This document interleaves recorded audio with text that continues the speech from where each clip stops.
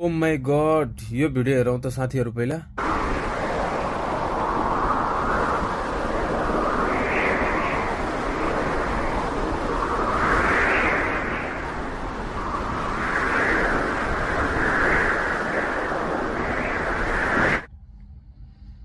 यो भिडियो राम्रोसँग हेर्नुभयो होला। त्यसैले मैले के भन्दैछु भने तपाईको सम्पत्ति, तपाईको एटिट्युड, तपाईको घमण्ड, तपाईको रिस छ नि, तपाई आफ्नो पकेटमा राख्नुस्। बात तो सही है। किन थाहा छ?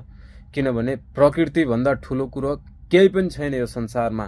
अरे बाप रे, ये तो धोती खोल रहा है। प्रकृतिले चाहे भने तपाईको रिस, तपाईको सम्पत्ति, तपाईको घमण्ड छ नि, 5 मिनेटमा चकनाचुर बनाएर पुरै बर्बाद बनाइदिन सक्छ।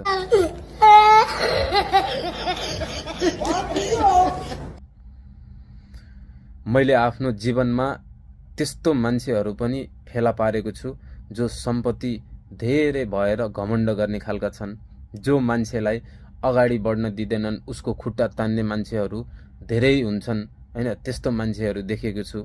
त्यसैले प्लिज एकले अर्कालाई माया गर्नुस्, प्रेम गर्नुस्, सपोर्ट गर्नुस्। कोही मान्छे अगाडि बढ्छ भने त्यसलाई अगाडि बढाउनुस्, ना कि त्यसको खुट्टा तान्नुस्। शाबाश बेटा, बहुत बढी